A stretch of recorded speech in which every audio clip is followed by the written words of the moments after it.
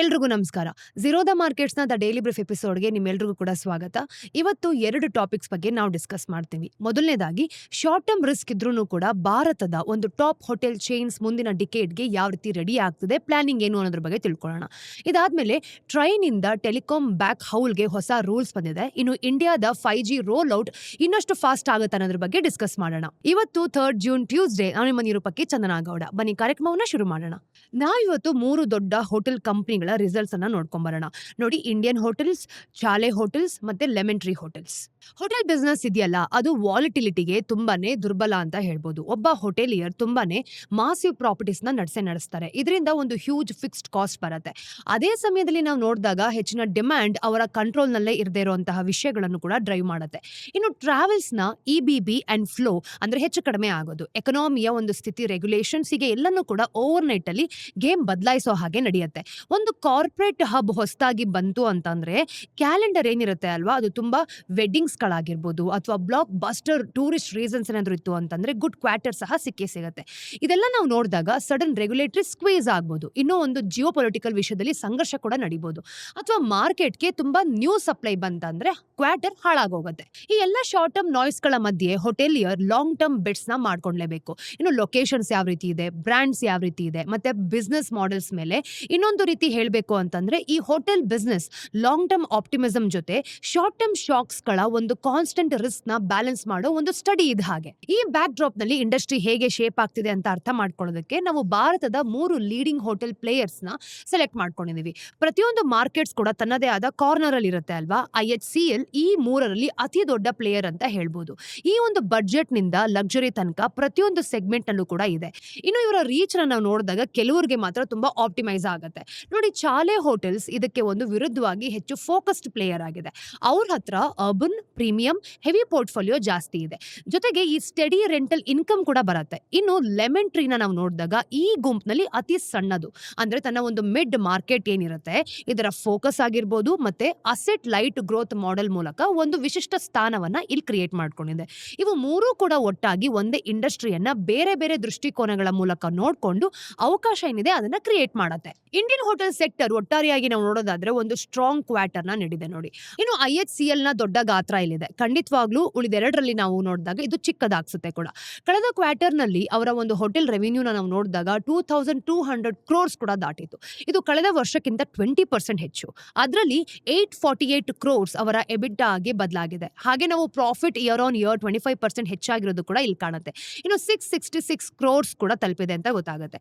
Company ಈ quarter ನಲ್ಲಿ average occupancy ಏನಿದೆ 80% ನೋಡ್ಕೊಂಡಿದೆ. ಇದು ಒಳ್ಳೆ ಕ್ವಾರ್ಟರ್ ನ 3ರಲ್ಲಿ 1ಕ್ಕಿಂತ ಉತ್ತಮ ಅಂತ ಗೊತ್ತಾಗುತ್ತೆ ನೋಡಿ. ಇನ್ನು ಲೆಮನ್ ಟ್ರೀಯ ಪರ್ಫಾರ್ಮೆನ್ಸ್ ಅಂತೂ ಸಾಲಿಡ್.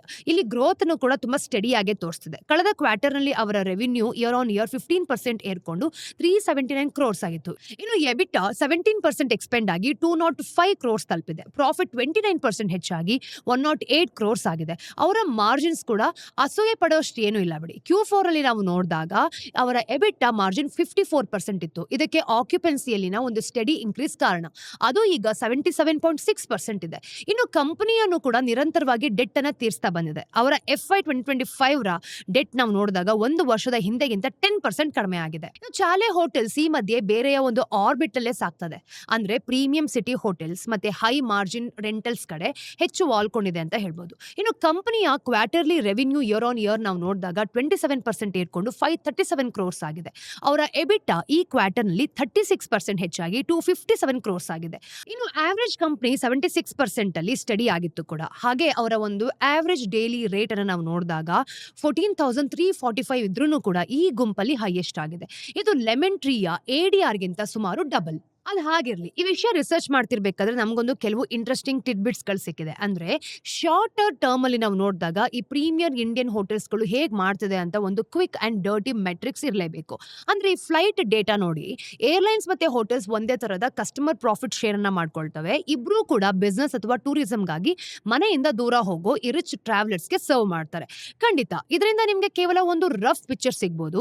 ಇನ್ನು ಫ್ಲೈಟ್ಸ್ ತಗೊಳ್ಳೋ ಎಲ್ಲರೂ ಕೂಡ ನೋಡಿದಾಗ ಹೋಟೆಲ್ ಬುಕ್ ಮಾಡಲ್ಲ ಅಲ್ವಾ. ಆದ್ರೆ ಆದ್ರೆ ಡೈರೆಕ್ಷನ್ ಅಲ್ಲಿ ನಾವು ನೋಡಿದಾಗ ಇವೆರಡರ ಮಧ್ಯೆ ತುಂಬಾ ಓವರ್ಲ್ಯಾಪ್ ಇದೆ. ಕಳೆದ ವರ್ಷದ ಹೆಚ್ಚಿನ ಭಾಗ ಭಾರತದ air passenger traffic study growth ಅನ್ನ ಕಂಡುಕೊಂಡಿದೆ. ಇನ್ನು ಹೆಚ್ಚಾಗಿ ಇಯರ್ ಆನ್ ಇಯರ್ 10% ಹೆಚ್ಚಾಗಿದ್ದು ಬಹುಶಃ ಇದೇ ಈ ಮೂರು ಹೋಟೆಲ್ಸ್ ಗಳ ಎಕ್ಸಲೆಂಟ್ ರಿಸಲ್ಟ್ಸ್ ಆಗಿ ರಿಫ್ಲೆಕ್ಟ್ ಆಗಿರೋದು. ಬೇಸಿಕ್ಲಿ ಹೇಳ್ಬೇಕು ಅಂತಂದ್ರೆ ಹೋಟೆಲ್ಸ್ ಎರಡು ತರದ ಕಸ್ಟಮರ್ಸ್ ಗೆ ಕೇಟರ್ ಮಾಡುತ್ತೆ. ಬಿಸ್ನೆಸ್ ಗಾಗಿ ಟ್ರಾವೆಲ್ ಮಾಡೋರು ಮತ್ತೆ ಲೀಜರ್ ಗಾಗಿ ಟ್ರಾವೆಲ್ ಮಾಡೋರು. ಇನ್ನು ಬೇರೆ ಬೇರೆ ಹೋಟೆಲ್ಸ್ ಗಳನ್ನ ಬೇರೆ ಬೇರೆ ರೀತಿಯ ಕಸ್ಟಮರ್ಸ್ ಗಳನ್ನ ಗಮನದಲ್ಲಿ ಇಟ್ಕೊಂಡು ಈ ಕೆಲಸನ ಮಾಡಲಾಗುತ್ತೆ. ಉದಾಹರಣೆಗೆ ನಾವು ನೋಡಿದಾಗ ಒಬ್ಬ ಹೋಟೆಲಿಯರ್ ಹೆಚ್ಚು ಬಿಸ್ನೆಸ್ ಕಸ್ಟಮರ್ಸ್ಗೆ ಬರೋ ಒಂದು ಸಿಟಿಯನ್ನ ಎವ್ಯಾಲ್ಯೂಯೇಟ್ ಮಾಡ್ತಾರೆ ಅಂತ ಅನ್ಕೊಳ್ಳೋಣ.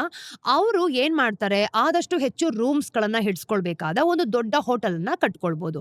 ಅದೇ ಹೋಟೆಲಿಯರ್ ಒಂದು ಟೂರಿಸ್ಟ್ ಡೆಸ್ಟಿನೇಷನ್ ಅಲ್ಲಿ ಹೆಚ್ಚು ಹರಡ್ಕೊಂಡಿರೋ ಅಥವಾ ಕಡಿಮೆ ರೂಮ್ಸ್ ಇರೋ ಆದ್ರೆ ಹೆಚ್ಚು ಆಮ್ಯುನಿಟೀಸ್ ಇರೋ ಒಂದು ಲೀಜರ್ ಹೋಟೆಲ್ ಅನ್ನು ಕೂಡ ನಿರ್ಮಿಸಬಹುದು. ನೋಡಿ, ಚಾಲಿನ ಮ್ಯಾನೇಜ್ಮೆಂಟ್ ಇದನ್ನ ಹೇಗೆ ವಿವರಿಸಿದೆ ಅಂತ ಇಲ್ಲಿ ನೋಡಿ. ಬಿಸ್ನೆಸ್ ಹೋಟೆಲ್ ಸಾಮಾನ್ಯವಾಗಿ ದೊಡ್ಡದಾಗಿರುತ್ತೆ. ಹಾಗಾಗಿ ನಾವು ನೋಡಿದಾಗ ಈ ಕಾಸ್ಟ್ ಸೈಡ್ ಅಲ್ಲಿ ನಿಮ್ಗೆ ಸ್ಕೇಲ್ ನ ಬೆನಿಫಿಟ್ ಸಿಗತ್ತೆ ನೋಡಿ. ಲೀಜರ್ ಹೋಟೆಲ್ ಸಾಮಾನ್ಯವಾಗಿ ಸಣ್ಣದಾಗಿರುತ್ತೆ ಕೂಡ. ಸುಮಾರು 120 ಇಂದ 180 ಮತ್ತೆ 200 ರೂಮ್ಸ್ ಗಳು ಮ್ಯಾಕ್ಸಿಮಮ್ ಇಲ್ಲಿರೋದು.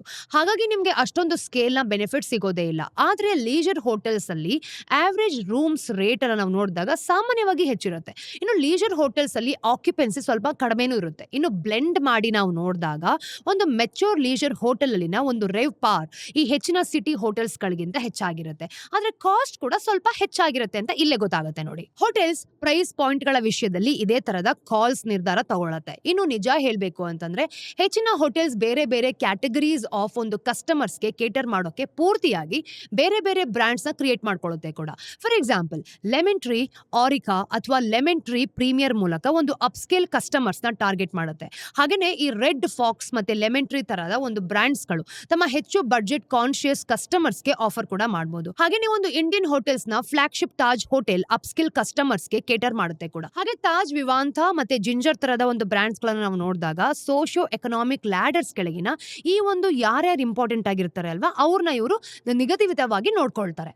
ನೀವೆಲ್ಲ ಫೋಕಸ್ ಮಾಡ್ತಿರೋ ಪ್ರಾಪರ್ಟೀಸ್ ನಾವು ನೋಡಿದಾಗ ಲಾಂಗ್ ಟರ್ಮ್ ಬೆಟ್ಸ್ ಆಗಿರುತ್ತೆ ಕೂಡ. ನೀವು ಏನನ್ನ ನಿರ್ಮಿಸಬೇಕು ಅಂತ ಪ್ರಾಜೆಕ್ಟ್ ಮಾಡೋದು ಒಂದು ಟ್ರಿಕ್ಕಿ ಬಿಸ್ನೆಸ್ ಆಗಿರ್ಬೋದು. ಯಾಕೆ ಅಂದ್ರೆ ಒಂದು ಹೋಟೆಲ್ ಸೆಟಪ್ ಮಾಡೋಕೆ ವರ್ಷಾನುಗಳೇ ಬೇಕಾಗತ್ತೆ. ಆಮೇಲೆ ಅದು ಒಂದು ದಶಕಗಳ ಕಾಲ ಕಸ್ಟಮರ್ಸ್ಗೆ ಕೇಟರ್ ಮಾಡುತ್ತೆ ಕೂಡ. ಹಾಗಾಗಿ ನಾವು ನೋಡಿದಾಗ ಹೋಟೆಲಿಯರ್ಸ್ ಇವತ್ತು ಕಾಣೋ ಡಿಮ್ಯಾಂಡ್ ಮೇಲೆ ಕೆಲಸ ಮಾಡೋದಕ್ಕಾಗೋದೇ ಇಲ್ಲ. ಅವರು ಭವಿಷ್ಯದಲ್ಲಿ ವರ್ಷಗಳ ನಂತರ ಅಥವಾ ಒಂದು ಡಿಕೇಡ್ಸ್ ಆದ್ಮೇಲೆ ಏನಾಗ್ಬೋದು ಅಂತ ಪ್ರೊಜೆಕ್ಷನ್ಸ್ ಮಾಡ್ತಾನೆ ಇರ್ತಾರೆ. ಇನ್ನು ಮಿಡಲ್ ಮಾರ್ಕೆಟ್ಸ್ ಹೋಟೆಲ್ ಯಾಕೆ ಪಿಕಪ್ ಆಗುತ್ತೆ ಅನ್ನೋದಕ್ಕೆ ಲೆಮನ್ ಟ್ರೀಯ ಒಂದು ಲಾಂಗ್ ಟರ್ಮ್ ರೀಸನಿಂಗ್ ಸ್ಯಾಂಪಲ್ ಇಲ್ಲಿದೆ ನೋಡಿ. ಭಾರತ ಒಂದು ತರ ರಿಫ್ಲೆಕ್ಷನ್ ಪಾಯಿಂಟ್ ಅಲ್ಲಿದೆ. ನನ್ನ ಪ್ರಕಾರ ಹೇಳೋದಾದ್ರೆ ಮಿಡ್ ಮಾರ್ಕೆಟ್ ಹೋಟೆಲ್ಸ್ ಯೂಸ್ ಮಾಡೋ ಕಸ್ಟಮರ್ ಸಂಖ್ಯೆ ಅಂತ ಹೇಳ್ಬೋದು. ಇದು ಸಾಮಾನ್ಯವಾಗಿ ಪ್ರತಿ ಹೌಸ್ ಹೋಲ್ಡ್ಗೆ 36 lakhs ಆದಾಯದಿಂದ ಶುರುವಾಗುತ್ತೆ. ಇನ್ನು ಭಾರತದ ಒಟ್ಟು ಸುಮಾರು 330 ಮಿಲಿಯನ್ ಹೌಸ್ ಹೋಲ್ಡ್ಸ್ ಬೇಸ್ ನಲ್ಲಿ ನಾವು ನೋಡಿದಾಗ ಇದೊಂದು ತುಂಬಾನೇ ಸಣ್ಣ ನಂಬರ್ ಆಗಿತ್ತು. ಈಗ ಒಂದು ದೊಡ್ಡ ಇನ್ಕ್ರೀಸ್ಗೆ ಸಿದ್ಧವಾಗಿರೋದ್ರಿಂದ ಇದನ್ನ ನಾವು ನೋಡಿದಾಗ ದೊಡ್ಡ ಇನ್ಕ್ರೀಸ್ ಅಂದ್ರೆ ಜಾಸ್ತಿ ಪ್ರಮಾಣದಲ್ಲಿ ಏರಿಕೆ ಆದಷ್ಟು ಒಂದು ಸಣ್ಣ ಬೇಸ್ ಮೇಲೆ ಆಗುತ್ತೆ. ಹಾಗಾಗಿ ಇದು ಶುರು ಆಗೋಕ್ಕಿಂತ ಮುಂಚೆ ಈ ಲೋವರ್ ಇನ್ಕಮ್ ಮಿಡಲ್ ಇನ್ಕಮ್ಗೆ ಕಡೆ ಸಾಕ್ತಿರೋ ಪ್ರಪಂಚ ಬೇರೆಲ್ಲಾ ದೇಶಗಳಲ್ಲೂ ಕೂಡ ಆದ ಹಾಗೆ ಇಲ್ಲೂ ನಡೆಯುತ್ತೆ. ಇನ್ನು ಈ ಡಿಸ್ಕ್ರಿಷನರಿ ಕನ್ಸಂಪ್ಷನ್ ಐಟಮ್ಸ್ ಅನ್ನು ನೋಡಿದಾಗ ಮತ್ತೆ ಅನಿವಾರ್ಯ ಕೂಡ ಅವಾಗವಾಗ ಆಗತ್ತೆ ಅಲ್ವಾ. ಇನ್ನು ಹೋಟೆಲ್ಸ್ ಗಳೆಲ್ಲ 70% ಅಲ್ಲಿ ನೋಡಿದಾಗ ಅಂದ್ರೆ ಅಥ್ಲೆಟಿಕ್ ವೇರ್, ಫುಟ್ವೇರ್ ತರದ ಬೇರೆ ಕೆಲವು ಡಿಸ್ಕ್ರಿಷನರಿ ಐಟಮ್ಸ್ ನ ನಾನ್ ಡಿಸ್ಕ್ರಿಷನರಿ ಆದ್ಮೇಲೆ ಆ ಹೋಟೆಲ್ಸ್ಗಳು ಮತ್ತೆ ಟ್ರಾವೆಲ್ಗಳು ಮಾಡೇ ಮಾಡುತ್ತೆ. ಸೊ ಮುಂದಿನ 5-6 ವರ್ಷಗಳಲ್ಲಿ ಭಾರತದ ಒಂದು ಎಲ್ಲಾ ಹೋಟೆಲ್ಸ್ಗಳಿಗೂ ಕೂಡ ರೀಟೇಲ್ ಬೇಡಿಕೆ ಸ್ವಾಭಾವಿಕವಾಗಿ ಪಿಕಪ್ ಆಗತ್ತೆ. ಹಾಗಾಗಿ ಬೇರೆ ಬೇರೆ ಬ್ರಾಂಡ್ಸ್ ಯಾವ್ದ್ರ ಮೇಲೆ ಬೆಟ್ ಮಾಡ್ತಿದೆ ಅನ್ನೋದು ಒಂದೇ ರೀತಿಯಲ್ಲಿ ಅವರು ಒಂದು ಫ್ಯೂಚರ್ ನ ಹೇಗೆ ನೋಡ್ತಿದ್ದಾರೆ ಅಂತ ನಿಮ್ಗೆ ಹೇಳುತ್ತೆ ನೋಡಿ. ನಮಗ್ ಸಿಕ್ಕಿದ ಕೆಲವು ಪಾಯಿಂಟ್ಸ್ ಗಳು ಇಲ್ಲಿದೆ. ಇಂಡಿಯನ್ ಹೋಟೆಲ್ಸ್ ಉದಾಹರಣೆಗೆ ನಾವು ನೋಡೋದಾದ್ರೆ ತನ್ನ ಪೋರ್ಟ್ಫೋಲಿಯೋದಲ್ಲಿನ ಈ ನ್ಯೂ ಬ್ರಾಂಡ್ಸ್ ಗಳನ್ನ ಎಕ್ಸ್ಪ್ಯಾಂಡ್ ಮಾಡೋದ್ರಲ್ಲೇ ತನ್ನ ಹೆಚ್ಚಿನ ಗಮನವನ್ನ ಇಲ್ಪಟ್ಟಿದೆ. ಅಂದ್ರೆ ಅದರ ಒಂದು mid ranged brand ginger 100 hotels ಗಳನ್ನ ದಾಟ್ಕೊಂಡು ಹೋಗಿದೆ ನೋಡಿ. ಅದು ಒಂದು ಟ್ರೀ ಆಫ್ ಲೈಫ್ ತರ ಈ ಒಂದು ಲೈನ್ಸ್ ಗಳಲ್ಲಿ ಎಕ್ಸ್ಪ್ಯಾಂಡ್ ಆಗ್ತಾನೆ ಇದೆ. ಇವು ಒಂದು ಮೇಜರ್ ಸಿಟೀಸ್ ಗಳ ಹೊರಗಡೆ ನಾವು ನೋಡಿದಾಗ ತುಂಬಾ ಕಾಮ್ ಆಗಿರೋ ಪ್ಲೇಸ್ ಅಲ್ಲಿ ಸ್ಥಾಪನೆ ಆಗುತ್ತೆ. ಈ ಒಂದು ನ್ಯೂ ಲೈನ್ಸ್ ಅವರ ರೆವಿನ್ಯೂಸ್ಗೆ 40% ಕಾಂಟ್ರಿಬ್ಯೂಟ್ ಮಾಡ್ತಾ ಇದೆ ಗೊತ್ತಾ. ಇನ್ನು ಲೆಮನ್ ಟ್ರೀ ಭಾರತದಲ್ಲಿ ಸಣ್ಣ ಸಿಟಿಗಳ ಮೇಲೆ ದೊಡ್ಡದಾಗಿ ಬೆಟ್ ಮಾಡ್ತಿದೆ. ಯಾವುದೇ ದೊಡ್ಡ ಹೋಟೆಲ್ಸ್ ಇಲ್ಲದ ಒಂದು ಸಿಟಿಗಳಲ್ಲಿ ಅದು ಹೊಸ ಪ್ರಾಪರ್ಟೀಸ್ ನ ನಿರ್ಮಿಸ್ತಾ ಇದೆ ಅನ್ಬೋದು. ಈ ಮಾರ್ಕೆಟ್ಸ್ ನ ಒಂದು ಡೀಸೆಂಟ್ ಚಂಕ್ ಕ್ಯಾಪ್ಚರ್ ಮಾಡೋದ್ರ ಜೊತೆಗೆ ಇದು ಭಾರತದ ಎಮರ್ಜಿಂಗ್ ಸಿಟೀಸ್ ಗಳಲ್ಲಿ ತನಗೆ ಹೆಚ್ಚಿನ ಬ್ರಾಂಡ್ಸ್ ರೆಕಗ್ನಿಷನ್ ಕೂಡ ಕೊಡುತ್ತೆ. ಅದರಿಂದ ಎಲ್ಲನೂ ಕೂಡ ಹೋಪ್ ಅದಾಗದೆ ಮೂಡ್ ಬರುತ್ತೆ. ಇನ್ನು ಶಾಲೆ ಈ ಮಧ್ಯೆ ಒಂದು ಲಾರ್ಜ್ ಲಕ್ಸುರಿ ಹೋಟೆಲ್ಸ್ ಗಳ ಮೇಲೆ ಬೆಟ್ ಮಾಡ್ಕೊಂಡಿದೆ. ಫಾರ್ ಎಕ್ಸಾಂಪಲ್, ಅದು ಒಂದು ಗೋವಾದಲ್ಲಿ ನಾವು ನೋಡ್ತೀವಿ ಅಂದ್ರೂ ಕೂಡ ಒಂದು 15 ಎಕರೆ ಬೀಚ್ ಫ್ರಂಟ್ ಅಕ್ವೈರ್ ಮಾಡ್ಕೊಳ್ಳೋ ಹಾದಿಯಲ್ಲಿದೆ.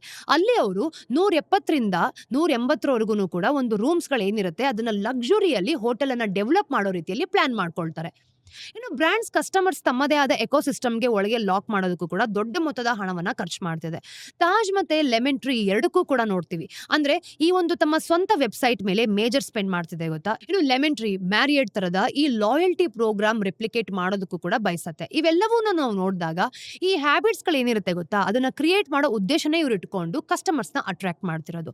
ಕಸ್ಟಮರ್ಸ್ ಕೊನೆಗೆ ಏನ್ ಮಾಡ್ತಾರೆ, ತಮ್ಮ ಒಂದು ಆಪೋಸಿಟ್ ರೂಮ್ಸ್ ಗಳಿಗೆ ತೋರಿಸಬಹುದಾದ ಹಾಗೇನೆ ಆಪೋಸಿಟ್ ರೈವಲ್ರಿ ಏನಾದ್ರೂ ಇತ್ತು ಅಂತಂದ್ರೆ ಮೇಕ್ ಮೈ ಟ್ರಿಪ್ ತರದ ಒಂದು ಟೂಲ್ಸ್ ಗಳನ್ನ ಬಳಸೋ ಬದಲು ಬುಕಿಂಗ್ ಮಾಡೋದಕ್ಕೆ ತಮ್ಮ ಒಂದು ಪ್ರಾಪರ್ಟಿ ಪ್ಲಾಟ್ಫಾರ್ಮ್ ಗಳಿಗೆ ಹೋಗುತ್ತೆ ಅನ್ನೋದು ಇವರ ಹಿಂದಿನ ಹೋಪ್ ಕೂಡ. ಈ ಬೆಟ್ಸ್ ಗಳು ನಿಜವಾಗ್ಲೂ ಅಂದ್ಕೊಂಡ್ ಹಾಗೆ ಪ್ಲೇ ಔಟ್ ಆಗತ್ತಾ ಯಾರು ಗೊತ್ತು. ಈಗ ನಿಮ್ಮ ಹೋಟೆಲ್ ಚೆನ್ನಾಗಿ ನಡೀತಿದ್ರೆ ಅದು ತುಂಬಾ ಕ್ಯಾಪಿಟಲ್ ಜನರೇಟ್ ಕೂಡ ಮಾಡುತ್ತೆ ಅಲ್ವಾ. ಆದ್ರೆ ಅದೊಂದು ಸುಲಭದ ಮಾತಲ್ಲ. ಹೆಚ್ಚಿನ ಕಸ್ಟಮರ್ಸ್ಗೆ ಹೋಟೆಲ್ ರೂಮ್ಸ್ ಒಂದು ದೊಡ್ಡ ಎಕ್ಸ್ಪೆನ್ಸ್ ಅಂತ ಅನ್ಸ್ಬೋದು. ನೀವು ಜನ ಅಷ್ಟು ಹಣ ಕೊಡಬೇಕು ಅಂತಂದ್ರೆ ಅಲ್ಲಿ ಯಾವ ರೀತಿ ಸ್ಟೇ ಇರುತ್ತೆ, ಮತ್ತೆ ಹೋಟೆಲ್ ಚೆನ್ನಾಗಿದೆಯಾ, ಚೆನ್ನಾಗಿ ಸರ್ವಿಸ್ ಇದೆಯಾ ಅನ್ನೋ ಒಂದು ಕಾನ್ಫಿಡೆನ್ಸ್ ಇದ್ರೆ ಮಾತ್ರ ಆ ಹೋಟೆಲ್ ರೂಮ್ಗೆ ನೀವು ದುಡ್ಡನ್ನ ಖರ್ಚು ಮಾಡ್ತೀರಾ. ಇದೊಂದು ರೆಪ್ಯುಟೇಷನ್ ಗೇಮ್ ಅಂತ ಹೇಳ್ಬೋದು. ವರ್ಷಾನುಗಟ್ಲೆ ಕ್ವಾಲಿಟಿ ಮ್ಯಾನೇಜ್ಮೆಂಟ್ ಇರೋದ್ರಿಂದ ಅವಾಗವಾಗ ಬ್ಯಾಲೆನ್ಸ್ ತಪ್ತಾ ಇರುತ್ತೆ. ಹಾಗೇನೆ ಈ ಒಂದು ಪ್ರಾಪರ್ಟಿ ಬಗ್ಗೆ ನಮ್ಗೆ ಏನೇ ಗೊತ್ತಿಲ್ಲದೆ ಇದ್ರೂ ಕೂಡ ಬ್ರ್ಯಾಂಡ್ ಅನ್ನ ನೋಡಿ ಸಮಟೈಮ್ಸ್ ನಾವು ದುಡ್ಡನ್ನ ಖರ್ಚು ಮಾಡ್ತೀವಿ. ಯಾವ ತರದ ಎಕ್ಸ್ಪೀರಿಯನ್ಸ್ ಕೊಡುತ್ತೆ ಅನ್ನೋ ಒಂದು ಎಕ್ಸ್ಪೆಕ್ಟೇಷನ್ಸ್ ಕೂಡ ನಾವು ಕ್ರಿಯೇಟ್ ಮಾಡ್ಕೊಳ್ಬಹುದು. ಹಾಗಾಗಿ ನೀವು ಹೋಟೆಲ್ ಬಿಸ್ನೆಸ್ ನ ಎರಡು ತುಂಬಾನೇ ವಿಭಿನ್ನವಾದ ಇಂಗ್ರೀಡಿಯೆಂಟ್ಸ್ ಗಳನ್ನು ಕೂಡ ಇಲ್ಲಿ ನೋಡ್ತೀರಾ. ತುಂಬಾ ಜನ ಮ್ಯಾರೇಜ್ ಯೂಸ್ ಮಾಡ್ತಾರೆ, ಇನ್ನು ಸ್ವಲ್ಪ ಜನ ಫಂಕ್ಷನ್ಸ್ ಗಳಿಗೆ ಯೂಸ್ ಮಾಡ್ತಾರೆ. ಆದ್ರೂ ಕೂಡ ಈ ಲಕ್ಸುರಿಯಸ್ ಪ್ರಾಪರ್ಟೀಸ್ ಮತ್ತೆ ಸಾಫ್ಟ್ ಅಸೆಟ್ಸ್ ಗಳ ಮೇಲೆ ಎಲ್ಲಾನು ಕೂಡ ಡಿಪೆಂಡ್ ಆಗಿರುತ್ತೆ. ಅದ್ರ ಜೊತೆ ಬರುವಂತ ಬ್ರ್ಯಾಂಡ್ ತಮ್ಮ ರೆಪ್ಯುಟೇಷನ್ಸ್ ಎರಡೂ ಕೂಡ ಇದೊಂದು ಕಾಯಿನ್ ಇದ್ದ ಹಾಗೆ ಅಂತ ಹೇಳ್ಬೋದು. ಆದ್ರೆ ಬೇರೆ ಬೇರೆ ಮುಖದಲ್ಲಿ ಕಾಣ್ತಾ ಇರುತ್ತೆ. ನೀವೊಂದು ಹೋಟೆಲ್ ಬಿಸ್ನೆಸ್ ಅರ್ಥ ಮಾಡ್ಕೊಳ್ಳೋದಕ್ಕೆ ಟ್ರೈ ಮಾಡ್ತಿದ್ರೆ ಒಂದು ಕಂಪನಿ ಈ ಇಂಗ್ರೀಡಿಯೆಂಟ್ಸ್ ಅಲ್ಲಿ ಯಾವ್ದನ್ನ ಈಕ್ವಲೇಷನ್ಸ್ ಆಗಿ ತರ್ತಿದೆ ಅಂತ ಯೋಚನೆ ಮಾಡಿ. ಯಾಕೆ ಅಂತಂದ್ರೆ ನೀವು ಆ ಇಂಗ್ರೀಡಿಯೆಂಟ್ಸ್ ನ ಹೇಗೆ ಅರೇಂಜ್ ಮಾಡ್ತೀರಿ ಅನ್ನೋದು ಒಂದು ಹೋಟೆಲಿಯರ್ಗೆ ಅತಿ ಮುಖ್ಯವಾದ ಪ್ರಶ್ನೆ. ಇಂಡಿಯನ್ ಹೋಟೆಲ್ಸ್ ಮತ್ತೆ ಲೆಮನ್ ಟ್ರೀ ಎರಡೂ ಕೂಡ ಈಗಾಗಲೇ ವರ್ಷಗಳಿಂದ ತಮ್ಗಾಗಿ ಒಂದು ಸ್ಟ್ರಾಂಗ್ ಬ್ರ್ಯಾಂಡ್ಸ್ ನ ಬಿಲ್ಡ್ ಮಾಡ್ಕೊಂಡಿದೆ. ಅವ್ರೀಗ ಆ ಬ್ರ್ಯಾಂಡ್ಸ್ ನ ಅಸೆಟ್ ಲೈಟ್ ಮಾಡೆಲ್ ಗಾಗಿ ಲೆವರೇಜ್ ಮಾಡ್ತಿದ್ದಾರೆ ಕೂಡ. ಅವರು ಕೆಲವು ಹೋಟೆಲ್ಸ್ ಅನ್ನ ಸ್ವಂತದಾಗೂ ಕೂಡ ಮಾಡ್ಕೊಂಡಿದ್ದಾರೆ. ಇನ್ನು ಬೇರೆ ಬೇರೆ ಹೋಟೆಲ್ಸ್ ಗಳೆಲ್ಲ ಕಟ್ಟಿರ್ತಾರಲ್ವಾ, ಅದನ್ನ ತಗೊಂಡು ಅವನ್ನ ಮ್ಯಾನೇಜ್ ಮಾಡ್ಕೊಂಡು ಸ್ವಂತ ಹೆಸರನ್ನ ಆಪರೇಷನ್ಸ್ಗೆ ಕೊಡ್ತಿದ್ದಾರೆ. ನೀವು ಎರಡು ಬ್ರ್ಯಾಂಡ್ಸ್ ಮಾಡ್ತಿರೋ ಹಾಗೆ ridiculous amount of money tie up ಮಾಡದೆ ನಿಮ್ಮ ಒಂದು ನೆಟ್ವರ್ಕ್ ಅಲ್ಲಿರೋ ಹೋಟೆಲ್ಸ್ ಗಳ ಸಂಖ್ಯೆಯನ್ನ ಬೇಗನೆ ಎಕ್ಸ್ಪೆಂಡ್ ಮಾಡಬೇಕು ಅಂತಂದ್ರೆ ಈ ಮಾಡೆಲ್ ನಿಮ್ಗೆ ಬೆಸ್ಟ್ ಬೆಟ್. ಇನ್ನು ಇಂಡಿಯನ್ ಹೋಟೆಲ್ಸ್ ನ ಉದಾಹರಣೆಗೆ ತಗೊಂಡ್ರೆ ಅವರ ಒಂದು ಪೈಪ್ಲೈನ್ ನಲ್ಲಿರೋ ಹೊಸ ಹೋಟೆಲ್ಸ್ ಗಳ 95% ಅಸೆಟ್ ಲೈಟ್ ಆಗಿದೆ ಕೂಡ. ಇನ್ನು ಕರೆಂಟ್ ಇಯರ್ ಗೆ ನಾವು ಕಂಪೇರ್ ಮಾಡಿದ್ವಿ ಅಂತಂದ್ರೆ 1200+ ಕ್ರೋರ್ಸ್ ಈ ಕ್ಯಾಪಿಟಲ್ ಎಕ್ಸ್ಪೆಂಡಿಚರ್ ನ ಹೆಚ್ಚಿನ ಭಾಗ ಕಂಪನಿಯೇ ತಗೊಂಡಿರೋದು. ಅಂದ್ರೆ ಹಳೆ ಹೋಟೆಲ್ಸ್ ಗಳನ್ನ ರಿನೋವೇಟ್ ಮಾಡೋದ್ರಲ್ಲಿ ಇದು ಮುಂದೆ ಹೋಗ್ತಾ ಇದೆ. ಇದರರ್ಥ ಇದೊಂದೇ, ಮಾಡೆಲ್ ಅವರು ಫಾಲೋ ಮಾಡ್ತಿದ್ದಾರೆ ಅಂತಲ್ಲ, ಕೆಲವೊಮ್ಮೆ ಅವರು ಈ ಸ್ಕ್ರಾಚ್ ನಿಂದ ಒಂದು ಹೋಟೆಲ್ ಬಿಲ್ಡ್ ಮಾಡಬಹುದು ಅಂತ. For example, statue of unity ಹತ್ರ ಇರೋ ಈ ಏಕ್ತಾ ನಗರದಲ್ಲಿ ಕಂಪನಿಗೆ ಡೀಸೆಂಟ್ ಪ್ರೈಸ್ ಅಲ್ಲಿ ಲ್ಯಾಂಡ್ ಸಿಗ್ತದೆ. ಹಾಗಾಗಿ ಅವ್ರು ಏನ್ ಮಾಡ್ತಾರೆ, ಆ ಸ್ಟ್ಯಾಚ್ಯೂ ಬಹುಶಃ ವರ್ಷಗಳ ಕಾಲ ಟೂರಿಸ್ಟ್ ನ ಅಟ್ರಾಕ್ಟ್ ಮಾಡುತ್ತೆ ಅಲ್ವಾ. ಇಲ್ಲಿ ಪೇ ಬ್ಯಾಕ್ ಪೀರಿಯಡ್ ಅಂದ್ರೆ 7 ವರ್ಷಗಳಿಂದ ಕಡಿಮೆ ಇರಬಹುದು. ಅಂದ್ರೆ ಕಂಪನಿ 7 ವರ್ಷಗಳೊಳಗೆ ತಾನು ಖರ್ಚು ಮಾಡಿದ ಹಣವನ್ನ ವಾಪಸ್ ಪಡ್ಕೊಳ್ಬಹುದು ಅಂತ. ಅದೊಂದು ಡೀಸೆಂಟ್ ಬಿಸ್ನೆಸ್ ಪ್ರಪೋಸಿಷನ್. ಅದಕ್ಕೋಸ್ಕರ ಏನ್ ಮಾಡುತ್ತೆ, ಕಂಪನಿ ಇಲ್ಲಿ ಹೋಟೆಲ್ಸ್ ಗಳನ್ನ ಸೆಟಪ್ ಮಾಡೋದಕ್ಕೆ ತನ್ನ ಸ್ವಂತ ಹಣವನ್ನ ಹಾಕೋದಕ್ಕೂ ಕೂಡ ಸಿದ್ಧ ಇರುತ್ತೆ. ಆದ್ರೆ ಅವರ ಎಕ್ಸ್ಪ್ಯಾನ್ಷನ್ ಹೆಚ್ಚಿನ ಭಾಗ ಈ ರೀತಿ ನಡೆಯೋದೇ ಇಲ್ಲ. ಲೆಮನ್ ಟ್ರೀನು ಕೂಡ ಇದೇ ತರ ಮಾಡ್ತಾ ಇದೆ ಬಿಡಿ. ಅದು ತನ್ನ ಹೆಚ್ಚಿನ ಅಸೆಟ್ ಡೆವಲಪ್ಮೆಂಟ್ ಮತ್ತೆ ಓನರ್ಶಿಪ್ ನ ಈ ಒಂದು ಫ್ಲೂಯರ್ ಹೋಟೆಲ್ಸ್ ಗಳಲ್ಲಿ ನಾವು ನೋಡಿದಾಗ ಸಬ್ಸಿಡಿರಿಗೆ ಮೂವ್ ಮಾಡ್ಕೊಳ್ತಿದೆ. ಮತ್ತೆ ಅದು ಆ ಎಂಟಿಟಿಯನ್ನ ಬೇಗನೆ ಮಾರ್ಕೆಟ್ ಅಲ್ಲಿ ಕೂಡ ಲಿಸ್ಟ್ ಮಾಡ್ಕೊಳ್ಬಹುದು. ಈ ಪೇರೆಂಟ್ ಎಂಟಿಟಿ ಇನ್ನೊಂದ್ ಕಡೆ ಹಾಗೇನೆ ಹೋಟೆಲ್ ಮ್ಯಾನೇಜ್ ಮಾಡೋದ್ರಲ್ಲಿ ಕಾನ್ಸಂಟ್ರೇಟ್ ಕೂಡ ಮಾಡ್ಕೊಂಡ್ ಬರುತ್ತೆ. ಇನ್ನು ಅಸೆಟ್ ಲೈಟ್ ಆಗಿ ಆಗೋ ನಿರ್ಧಾರದಿಂದ ಈ ಎರಡೂ ಗ್ರೂಪ್ಸ್ ಆ ಒಂದು ಹೋಟೆಲ್ ಮೇಲಿನ ಹೆಚ್ಚಿನ ಅರ್ನಿಂಗ್ಸ್ ಅನ್ನ ಏನ್ ಮಾಡುತ್ತೆ, ಕಳೆದುಕೊಳ್ಳುತ್ತೆ. ಇದನ್ನ ನಾವು ನೋಡಿದಾಗ ಈ ಅಸೆಟ್ ಲೈಟ್ ಕಂಪನಿ ತಾನ್ ಮಾಡೋ ಕೆಲಸಕ್ಕೆ ಕೇವಲ ಮ್ಯಾನೇಜ್ಮೆಂಟ್ ಫೀ ಮಾತ್ರ ತಗೊಳುತ್ತೆ. ಅಂದ್ರೆ ತಾಜ್ ಅಲ್ಲಿ ನಾವು ನೋಡಿದಾಗ ಉದಾಹರಣೆಗೆ ಕಳೆದ ಒಂದು ಫಿಸ್ಕಲ್ ಇಯರ್ ನಲ್ಲಿ ಫೀಸ್ ಮೂಲಕ 562 ಕ್ರೋರ್ಸ್ ಅನ್ನ ತಗೊಂಡಿತ್ತು. ಇದು ಹಿಂದಿನ ವರ್ಷಕ್ಕಿಂತ 20% ಹೆಚ್ಚು. ಇದೇನು ದೊಡ್ಡ ಅಮೌಂಟ್ ಆಗದೆ ಇದ್ರೂ ಕೂಡ ಆ ಹೋಟೆಲ್ ಗಳಿಸಿರೋ ಓವರ್ ಆಲ್ ರೆವಿನ್ಯೂ ಇದೊಂದು ಸಣ್ಣ ಫ್ರಾಕ್ಷನ್ ಅಷ್ಟೇ. ಇದೊಂದು ಪಾಯಿಂಟ್. ಅಂದ್ರೆ ಲೆಮನ್ ಟ್ರೀಯ ಮ್ಯಾನೇಜ್ಮೆಂಟ್ ತುಂಬಾ ಎಂಪಥೆಟಿಕ್ ಆಗಿರುತ್ತೆ. ಎಬಿಟಾದಲ್ಲಿ ನಾವು ಒಂದು ಗ್ರೋತ್ ಅನೌನ್ಸ್ ಮಾಡಿದ ರೂಮ್ಸ್ ನಾವು ನೋಡಿದಾಗ 10% ಆಗಿರುತ್ತೆ ಕೂಡ. ಒಂದು ವಿಷಯ ಅರ್ಥ ಮಾಡ್ಕೊಳ್ಬೇಕು, ಹೆಚ್ಚಿನ ರೆವಿನ್ಯೂ ಓನರ್ ಹತ್ರನೇ ಉಳಿಯೋದ್ರಿಂದ ಕೇವಲ ಮ್ಯಾನೇಜ್ಡ್ ಇನ್ಕಮ್ ಮಾತ್ರ ನಮಗೆ ಬರುತ್ತೆ. ಸೊ ನಿಮ್ಗೊಂದು ಎಕ್ಸಾಂಪಲ್ ಕೊಡ್ತೀನಿ. ನಮ್ಮ ಹತ್ರ 20,000 ರೂಮ್ಸ್ ತಲುಪ್ಕೊಂಡಿದೆ ಅಂತ ಅನ್ಕೊಳ್ಳೋಣ. ಅವೆಲ್ಲವೂ ಮುಂದಿನ 3 ವರ್ಷಗಳಲ್ಲಿ ಓಪನ್ ಮಾಡಿದ್ರೆ ಅದರಲ್ಲಿ 6,000 ಸ್ವಂತದ್ ನಮ್ದಾಗಿರುತ್ತೆ. ಉಳಿದ 14,000 ನನಗೆ ಕೇವಲ 2,000ದಿಂದ 2,500 ನನ್ನ ಹೊಸ ರೂಮ್ಸ್ಗಳಿಗೆ ಸಮಾನಾದ ಒಂದು ಎಬಿಟಾ ಕೊಡ್ತೀವಿ. ಹಾಗಾಗಿ ಏನ್ ಮಾಡ್ತೀವಿ, 70% ಮ್ಯಾನೇಜ್ ಪೋರ್ಟ್ಫೋಲಿಯೋ ಇದ್ರೂ ಕೂಡ ನನ್ನ ಸ್ವಂತ ಎಬಿಟಾ ಬಂದು ಮ್ಯಾನೇಜ್ಡ್ ಎಬಿಟಾಗಿಂತ 3x ಇರುತ್ತೆ. ಆದ್ರೆ ಬರೋ ಹಣಕ್ಕೆ ಕಡಿಮೆ ಕಟ್ಟುಪಾಡುಗಳು ಇದ್ದೇ ಇರುತ್ತೆ ಅಲ್ವಾ. ನೀವು ಅಪ್ಫ್ರಂಟ್ ಆಗಿ ನೋಡೋದಾದ್ರೆ ಈ ಕ್ಯಾಪಿಟಲ್ ಖರ್ಚು ಮಾಡದೆ ಆ ಫೀಗಳು ಗಳಿಸಬಹುದಾದ ಮತ್ತೆ ನಿಮ್ಮ ಒಂದು ಎಕ್ಸ್ಪೆನ್ಸಸ್ ಮಿನಿಮಲ್ ಆಗಿರುತ್ತೆ ಕೂಡ. ಫಂಡಮೆಂಟಲಿ ನಾವು ನೋಡಿದಾಗ ಕಂಪ್ನಿಗಳು ಅಸೆಟ್ ಲೈಟ್ ಮಾಡೆಲ್ಸ್ಗೆ ಟ್ರಾನ್ಸಿಷನ್ ಆದ ಹಾಗೆ ಅವರು ಇನ್ವೆಸ್ಟ್ ಮಾಡೋ ಕ್ಯಾಪಿಟಲ್ ಮೇಲೆ ಒಂದು ಬೆಟರ್ ರಿಟರ್ನ್ಸ್ ಕೂಡ ಮ್ಯಾನೇಜ್ ಮಾಡ್ತಿದ್ರು. ಅವರ ಒಂದು ಓವರ್ ಆಲ್ ಅರ್ನಿಂಗ್ಸ್ ನಾವು ನೋಡಿದಾಗ ಪರ್ ರೂಮ್ ಕಡಿಮೆ ಆಗುತ್ತೆ ಅಂತ ನೀವು ಕೂಡ ಎಕ್ಸ್ಪೆಕ್ಟ್ ಮಾಡಬಹುದು. ಇನ್ನೊಂದ್ ಕಡೆ ಚಾಲೆ ತರದ ಕಂಪನಿ ಕೇವಲ ಒಂದು ಹಾರ್ಡ್ ಅಸೆಟ್ಸ್ ಗಳನ್ನ ಸೆಟಪ್ ಮಾಡ್ಕೊಳ್ಳುತ್ತೆ. ಆದ್ರೆ ಮ್ಯಾರಿಯೇಟ್ ಮತ್ತೆ ಶೇರ್ಟಾನ್ ಅಥವಾ ತಾಜ್ ಬ್ರ್ಯಾಂಡ್ ನಲ್ಲೇ ಒಂದು ಬ್ರ್ಯಾಂಡ್ ಬಾರೋ ಮಾಡ್ಕೊಳ್ತಿದೆ ಅಂತಂದ್ರೆ ಅದು ಈ ಪ್ರಶ್ನೆಯನ್ನ ತುಂಬಾ ವಿಭಿನ್ನವಾಗಿ ನೋಡ್ತಾ ಇದೆ ಅಂತ. ಅವ್ರ ಪ್ರಕಾರ ಸದ್ಯಕ್ಕೆ ಮಾರ್ಕೆಟ್ ಹಾರ್ಡ್ ಅಸೆಟ್ಸ್ ತರೋರು ಪರವಾಗಿ ನಾವು ನೋಡಿದಾಗ ಅದ್ರ ಕಡೆನೆ ವಾಲ್ತಾ ಇದೆ. ಇನ್ನು ಹೊಸ ಹೋಟೆಲ್ ಪ್ರಾಜೆಕ್ಟ್ಸ್ ನಲ್ಲಿ ಇನ್ವೆಸ್ಟ್ ಮಾಡ್ತಿರೋ ದೊಡ್ಡ ಪ್ಲೇಯರ್ಸ್ ತುಂಬಾನೇ ಕಡಿಮೆ ಇದ್ದಾರೆ ಕೂಡ. ಆದ್ರೆ ಎಕ್ಸ್ಪ್ಯಾಂಡ್ ಮಾಡೋದಕ್ಕೆ ಟ್ರೈ ಮಾಡ್ತಿದ್ದಾರೆ. ಇನ್ನು ಹೋಟೆಲ್ ಬ್ರ್ಯಾಂಡ್ಸ್ ಹಲವಾರು ಇದೆ. ಇದು ಅವರನ್ನ ಡ್ರೈವಿಂಗ್ ಸೀಟ್ ಅಲ್ಲಿ ಕೂರಿಸುತ್ತೆ ಕೂಡ. ಇನ್ನು ಕಂಪನಿ ಹೇಳೋದು ಈ ರೀತಿ, ಚಾಲೆ ಒಂದು ಬಿಸ್ನೆಸ್ ನ ಅಸೆಟ್ ಓನಿಂಗ್ ಅಲ್ಲಿ ಸೈಡ್ ನಲ್ಲಿ ನಿಂತ್ಕೊಂಡಿದೆ. ನಿಜವಾಗ್ಲೂ ನಾವು ನೋಡಿದಾಗ ಮಲ್ಟಿಪಲ್ ಹೊಸ ಹೋಟೆಲ್ ಪ್ರಾಜೆಕ್ಟ್ಸ್ ಅಲ್ಲಿ ಅಥವಾ ಒಂದೇ ಕಂಪನಿಯಲ್ಲಿ ಮಲ್ಟಿಪಲ್ ಹೋಟೆಲ್ ಪ್ರಾಜೆಕ್ಟ್ಸ್ ಗಳು ಕೂಡ ಇನ್ವೆಸ್ಟ್ ಮಾಡ್ತಿರೋದು ತುಂಬಾನೇ ಜನ ಇಲ್ಲ ಅಂತ. ಸೊ ಒಂದು ಇನ್ಸ್ಟಿಟ್ಯೂಷನಲ್ ಇನ್ವೆಸ್ಟರ್ಸ್ ಕಡೆಯಿಂದ ತುಂಬಾನೇ ಜನ ಬಂದಿಲ್ಲ ಅಂತಂದ್ರೆ ಈ ಬ್ರ್ಯಾಂಡ್ಗೂ ಕೂಡ ಎಫೆಕ್ಟ್ ಆಗುತ್ತೆ ಅಲ್ವಾ. ಬ್ರ್ಯಾಂಡ್ ಸೈಡ್ ಅಲ್ಲಿ ಇದನ್ನ ನಾವು ನೋಡಿದಾಗ ಈ ಒಂದು ಕ್ರೌಡೆಡ್ ಬ್ರ್ಯಾಂಡ್ ಸ್ಪೇಸ್ ಕಾಣುತ್ತೆ. ಹಾಸ್ಪಿಟಾಲಿಟಿಯಲ್ಲಿ investment demand and supply gap ಮುಂದಕ್ಕೂ ಕೂಡ ತುಂಬಾ ಫೋರ್ಸಬಲ್ ಅನ್ಸ್ಬೋದು. ಹಾಗೆ ಡಿಮ್ಯಾಂಡ್ ಸಪ್ಲೈ ಸೈಡ್ ಅಲ್ಲಿ ಆರ್ಬಿಟೇಜ್ ಮುಂದಿನ 3-4 ವರ್ಷಗಳ ಕಾಲ ಪಾಸಿಟಿವ್ ಆಗಿರುತ್ತೆ. ಹಾಗೆ ವಿಸಿಬಿಲಿಟಿ ನಮಗೆ ಕಾಣ್ತಿರೋದ್ರಿಂದ ಇದು ಹಿಂದೆ ಬರುತ್ತಾ ಅಥವಾ ಮುಂದೆ ಹೋಗುತ್ತಾ ಅನ್ನೋದು ನಾವು ನೋಡ್ಬೇಕು. ಇನ್ನು ಹೋಟೆಲ್ ಬಿಸ್ನೆಸ್ ಹೊರಗಿನ ಶಕ್ತಿಗಳ ದಯಲೆ ಬದುಕುತ್ತೆ ಬಿಡಿ. ಅಂದ್ರೆ ಇನ್ಫ್ರಾಸ್ಟ್ರಕ್ಚರ್ ಪಾಲಿಸಿ ಅಥವಾ ಒಂದು ಗ್ಲೋಬಲ್ ಸೆಂಟಿಮೆಂಟ್ ಅಲ್ಲಿ ಆಗೋ ಬದಲಾವಣೆಗಳಿರ್ಬೋದು, ಒಂದು ಪೂರ್ತಿ ಪೋರ್ಟ್ಫೋಲಿಯೋ ಅದೃಷ್ಟವನ್ನೇ ಓವರ್ ನೈಟ್ ಚೇಂಜ್ ಮಾಡ್ಬೋದು. ಇನ್ನು ಒಂದು ಹೊಸ ರೋಡ್ ಫಾರ್ ಎಕ್ಸಾಂಪಲ್ ಹೋಟೆಲ್ಗೆ ಕನೆಕ್ಟಿವಿಟಿ ಇಂಪ್ರೂವ್ ಮಾಡ್ಬೋದು ಕೂಡ. ಇನ್ನು ಮುಂಬೈನಲ್ಲಿ ನಾವು ನೋಡಿದಾಗ ತಾಜ್ನ ಬ್ಯಾಂಡ್ ಸ್ಟ್ಯಾಂಡ್ ಹಾಗೆ ಒಂದು ಲ್ಯಾಂಡ್ಸ್ ಎಂಡ್ ಹೋಟೆಲ್ಸ್ ಗಳಿಗೆ ಬಹುಶಃ ಬೇಗನೆ ಇದು ಕನೆಕ್ಟ್ ಆಗುತ್ತೆ. ಹಾಗಾಗಿ ಒಂದು ಏರ್ಪೋರ್ಟ್ ಅಪ್ಗ್ರೇಡ್ ಆದ್ರೆ ತುಂಬಾ ಹೆಚ್ಚು ಕಸ್ಟಮರ್ಸ್ ಅನ್ನ ಇಲ್ಲಿಗೆ ತಗೊಂಡ್ಬರ್ಬೋದು. ಶಾಲೆ ತಮ್ಮ ಒಂದು ಮುಂಬೈ ಪ್ರಾಪರ್ಟಿಗೆ ಹೀಗಾಗ್ಬೋದು ಅಂತಾನೂ ಕೂಡ ಸೂಚಿಸ್ತಾ ಇತ್ತು. ನಮಗ್ ಸಿಕ್ಕಿರೋ ಇನ್ನೂ ಎಕ್ಸಾಂಪಲ್ಸ್ ಇದೆ ನೋಡಿ. ನೀವು ಭಾರತದಲ್ಲಿ ಏನಾದ್ರೂ ಹ್ಯೂಜ್ ಅಸೆಟ್ಸ್ ಜೊತೆ ಡೀಲ್ ಮಾಡ್ತಿದ್ರೆ ನೀವು ಎಷ್ಟು ಚೆನ್ನಾಗಿ ಮಾಡ್ತೀರಿ ಅನ್ನೋದ್ರಲ್ಲಿ ಗೌರ್ಮೆಂಟ್ ಒಂದು ದೊಡ್ಡ ಫ್ಯಾಕ್ಟರ್ ಅನ್ನ ಹಾಕಿರುತ್ತೆ. ಅದು ನೀವು ಕೂಡ ಬೆಟ್ ಮಾಡ್ಬೋದು. ಹೋಟೆಲ್ ಬಿಸ್ನೆಸ್ಗೂ ಇದು ನಿಜ ಅನ್ಸುತ್ತೆ ನೋಡಿ. ಹೋಟೆಲ್ಸ್ ಗಳಿಗೆ ಎಲ್ಲಾ ತರದ ಆಕ್ಟಿವಿಟಿಗಳಿಗೂ ಕೂಡ ಪರ್ಮಿಟ್ ಸಿಗುತ್ತೆ, ಅಪ್ರೂವಲ್ಸ್ ಕೂಡ ಬೇಕಾಗುತ್ತೆ. ಇನ್ನು ಕನ್ಸ್ಟ್ರಕ್ಷನ್ ಇಂದ ಹಿಡಿದು ಜನರಿಗೆ ಲಾಡ್ಜಿಂಗ್ ಕೊಡೋರ್ಗು ಕೂಡ ಫುಡ್ ಅನ್ನ ಮಾರಾಟ ಮಾಡೋದು ಮತ್ತೆ ಸ್ವಿಮ್ಮಿಂಗ್ ಪೂಲ್ ನಡೆಸೋದು, ಆಲ್ಕೋಹಾಲ್ ಮಾರಾಟ ಮಾಡೋದು, ಹೀಗೆ ಕೆಲವೊಮ್ಮೆ ಕಂಪನಿಯ ಕಂಟ್ರೋಲ್ ನಿಂದ ಪೂರ್ತಿಯಾಗಿ ಹೊರಗಿರೋ ಫ್ಯಾಕ್ಟರ್ಸ್ ಹೊಸ ಪ್ರಾಜೆಕ್ಟ್ಸ್ ಗಳನ್ನ ಹಿಂದೆ ಹಾಕಬಹುದು. ಫಾರ್ ಎಕ್ಸಾಂಪಲ್ ಒಂದು ಹೊಸ ರೂಲ್ ಚೇಂಜ್ ನಿಂದಾಗಿ ಈ ಒಂದು ಫಾರೆಸ್ಟ್ ಹತ್ರ ಇರೋ ಎಲ್ಲಾ ಹೊಸ ಹೋಟೆಲ್ಸ್ ಗಳಿಗೆ ಈಗ ಸ್ಟೇಟ್ ಗೌರ್ಮೆಂಟ್ ಕಡೆಯಿಂದಲ್ಲ, ಬದಲಿಗೆ ಸೆಂಟರ್ ನಿಂದಾನೆ, ಅಂದ್ರೆ ಈ ಸೆಂಟ್ರಲ್ ಗೌರ್ಮೆಂಟ್ ಅಂತ ಏನ್ ಹೇಳ್ತೀವಿ ಇದ್ರ ಕಡೆಯಿಂದ ಎನ್ವೈರನ್ಮೆಂಟ್ ಅಪ್ರೂವಲ್ಸ್ ಬೇಕಾಗುತ್ತೆ. ಇದರ ಪರಿಣಾಮವನ್ನ ನಾವು ನೋಡಿದಾಗ ಮುಂಬೈನಲ್ಲಿ ಹಲವಾರು ಪ್ರಾಜೆಕ್ಟ್ಸ್ ಇದ್ದಕ್ಕಿದ್ದ ಹಾಗೆ ನಿಂತು ಹೋಯ್ತು. ಅದು ಕೂಡ ಶಾಲೆ ಕಡೆಯಿಂದ ಒಂದು ಸಣ್ಣ ಮಾಹಿತಿ ಇಲ್ಲಿ ಸಿಕ್ಕಿದೆ ನೋಡಿ. ನಿಜವಾಗಿ ರೆಗ್ಯುಲೇಷನ್ ಚೇಂಜ್ ಆಗಿದೆ. ಹಾಗೆ ಒಂದು ಮಹಾರಾಷ್ಟ್ರದಿಂದ ಲೋಕಲಿ ನಾವು ನೋಡಿದಾಗ ಮಿನಿಸ್ಟ್ರಿ ಆಫ್ ಎನ್ವೈರನ್ಮೆಂಟ್ ಹಾಗೆ ಫಾರೆಸ್ಟ್ ಕಡೆಯಿಂದ ಬರ್ತಿದ್ದ ಅಪ್ರೂವಲ್ಸ್ ಹಾಗೇನೆ ನ್ಯಾಷನಲ್ ಗ್ರೀನ್ ಟ್ರಿಬ್ಯುನಲ್ ನಿಂದನೂ ಕೂಡ ಬದಲಾವಣೆ ಆಗಿದೆ ಅಂತ. ಅಂದ್ರೆ ನೀವು ಈ ಪ್ರೊಟೆಕ್ಟೆಡ್ ಫಾರೆಸ್ಟ್ ಏನಿರುತ್ತೆ ಅಲ್ವಾ, 5 ಕಿಲೋಮೀಟರ್ ರೇಡಿಯಸ್ ಒಳಗಡೆ ಇದ್ರೆ ಈ ಕೇಸ್ ನಲ್ಲಿ ಅದು ಒಂದು ಸಂಜಯ್ ಗಾಂಧಿ ನ್ಯಾಷನಲ್ ಪಾರ್ಕ್ ಆಗುತ್ತೆ. ಅಥವಾ ಫೈಲ್ಸ್ ಅಪ್ರೂವಲ್ಸ್ಗಾಗಿ ಸೆಂಟರ್ಸ್ಗಾಗಿ ನೀವು ಹೋಗ್ಬೇಕಾಗತ್ತೆ. ಮತ್ತೆ ಮೂಲತಃ ನಾವು ನೋಡಿದಾಗ ಈ ಫೈಲ್ ಸದ್ಯಕ್ಕೆ ಸೆಂಟರ್ ಮತ್ತೆ ಸ್ಟೇಟ್ ಮಧ್ಯೆ ಸಿಕ್ಕಾಕೊಂಡಿದೆ ಅಂತ ಹೇಳ್ಬೋದು. ಮತ್ತೆ ಈ ಬದಲಾವಣೆಯಿಂದಾಗಿ ಸೆಂಟರ್ಗೆ ತುಂಬಾ ಒಂದು ಲೋಡ್ ಸಹ ಜಾಸ್ತಿ ಆಗುತ್ತೆ. ಹಾಗಾಗಿ ಅಪ್ರೂವಲ್ ಸಿಗೋಕೆ ಸ್ವಲ್ಪ ಡಿಲೇ ಕೂಡ ಆಗ್ಬೋದು. ಇನ್ನು ಇನ್ಫಾರ್ಮಲ್ ನಂಬರ್ಸ್ ಪ್ರಕಾರ ಮುಂಬೈ ಒಂದರಲ್ಲೇ ಸುಮಾರು 200 ಪ್ರಾಜೆಕ್ಟ್ಸ್ ಇಂಪ್ಯಾಕ್ಟ್ ಆಗಿದೆ. ಅದು ಕೂಡ ನಾವು ಕೇಳಿದೀವಿ. 3 ಕಂಪನಿಗಳು ಇತ್ತೀಚಿನ ಇಂಡಿಯಾ ಪಾಕಿಸ್ತಾನ್ ಟೆನ್ಷನ್ಸ್ ಕಡೆಯಿಂದ ಗಮನಿಸಬೇಕಾದ ಒಂದು ದೊಡ್ಡ ಫ್ಯಾಕ್ಟರ್ ಅಂತ ಹೇಳ್ತಿದ್ರು. ಈ ಟೆನ್ಷನ್ಸ್ ಜೊತೆಗೆ ಇತ್ತೀಚಿನ ಕೋವಿಡ್ ಕೇಸಸ್ ಗಳ ಒಂದು ಸ್ಪೈಕ್ ಮತ್ತೆ 3 ಕಂಪನಿಗಳ ಮೇ ತಿಂಗಳ ಒಂದು ನಂಬರ್ಸ್ಗೆ ಹೊಡೆತ ಕೊಟ್ಟಿದೆ. ಇಂಟ್ರೆಸ್ಟಿಂಗ್ ಅಂದ್ರೆ ಏನ್ ಗೊತ್ತಾ, ಇದು ಕೇವಲ ನಾರ್ತ್ ವೆಸ್ಟರ್ನ್ ಇಂಡಿಯಾದಲ್ಲಿರೋ ಹೋಟೆಲ್ಸ್ಗಳಿಗೆ ಮಾತ್ರ ನಿಜ ಅಲ್ಲ.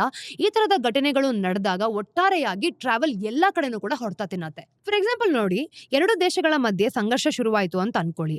ಹಲವಾರು ಈ ಫಾರಿನ್ ಕಂಟ್ರೀಸ್ ಗಳು ಏನ್ ಬರುತ್ತೆ, ಅವು ಭಾರತಕ್ಕೆ ಭೇಟಿ ಕೊಡೋದಕ್ಕೆ ಹಿಂದೆ ಮುಂದೆ ನೋಡುತ್ತೆ. ಅವಾಗ ಟ್ರಾವೆಲ್ ಬಿದೋಗೋದು ಅಲ್ವಾ. ಯಾರು ಕೂಡ ಟ್ರಾವೆಲ್ ಮಾಡಿಲ್ಲ ಅಂತಂದ್ರೆ ನಮ್ಮ ದೇಶದ GDPಗೆ ಪ್ರಾಬ್ಲಮ್ ಆಗುತ್ತೆ. ಒಂದು ಪ್ರಾಪರ್ಟಿ ವಾಯ್ಲೆನ್ಸ್ ನಿಂದ ಡೈರೆಕ್ಟ್ಲಿ ಅಫೆಕ್ಟ್ ಆಗದೆ ಇದ್ರೂ ಕೂಡ ಇದರಿಂದ ಫಾರಿನ್ ಟೂರಿಸ್ಟ್ ಗಳ ಸಂಖ್ಯೆಯಲ್ಲಿ ಇದ್ದಕ್ಕಿದ್ದ ಹಾಗೆ ಡ್ರಾಪ್ ಆಗಿರ್ಬೋದು.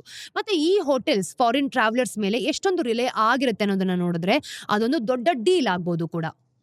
ಶಾಲೆ ಹೋಟೆಲ್ಸ್ಗೆ ಉದಾಹರಣೆಗೆ 42% ರೂಮ್ ಬುಕಿಂಗ್ಸ್ ಫಾರಿನ್ ಟ್ರಾವೆಲರ್ಸ್ ಇಂದ ಬರುತ್ತೆ. ಇನ್ನು ಮೇ ತಿಂಗಳಲ್ಲಿ ನಾವು ನೋಡಿದಾಗ ಜಿಯೋಪೊಲಿಟಿಕಲ್ ಟೆನ್ಷನ್ಸ್ ಕಂಪನಿಯ ರೆವಿನ್ಯೂ ಟಾರ್ಗೆಟ್ ನಿಂದ 9% ಕಡಿಮೆ ಮಾಡಿತ್ತು. ಅಂದ್ರೆ ಅವರ ಮ್ಯಾನೇಜ್ಮೆಂಟ್ ಕಡೆಯಿಂದ ಈ ಒಂದು ಎಚ್ಚರಿಕೆ ಏನಿದೆ, ಈ ಒಂದು ನೋಟ್ಸ್ ನ ಸ್ಯಾಂಪಲ್ ನೀವೇ ನೋಡಿ. ಫಾರಿನರ್ಸ್ ತಮ್ಮ ಒಂದು ಟ್ರಾವೆಲ್ ಪ್ಲಾನ್ಸ್ ನ ಮರು ಹೊಂದಾಣಿಕೆ ಮಾಡ್ಕೊಳ್ಳೋದಕ್ಕೆ ಸ್ವಲ್ಪ ಹೆಚ್ಚು ಟೈಮ್ ತಗೊಳ್ತಾರೆ. ಇನ್ನು ಡೊಮೆಸ್ಟಿಕ್ ಟ್ರಾವೆಲ್ ಕಡಿಮೆ ಕೂಡ ಆದಾಗ ಇದೆಲ್ಲಾನು ಕೂಡ ಒಟ್ಟಾರೆ ಬಿದೋಗುತ್ತೆ. ಸೊ ಫಾರಿನರ್ಸ್ ವಾಪಸ್ ಬರೋಕೆ ಸ್ವಲ್ಪ ಹೆಚ್ಚು ಸಮಯ ತಗೊಳ್ಬಹುದು. ಇಲ್ಲಿ ಹಲವಾರು ಆಂಗಲ್ಸ್ ಇದೆ, ಆದ್ರೆ ನಾವು ಅದ್ರೊಳಗಡೆ ಹೋಗ್ತಿಲ್ಲ. ಈ ಎಲ್ಲಾ ಕಂಪನಿಗಳು ಮಾಸಿವ್ ಡೈವರ್ಸಿಫೈಡ್ ಬಿಸ್ನೆಸ್ ಅನ್ನ ನಡೆಸುತ್ತೆ.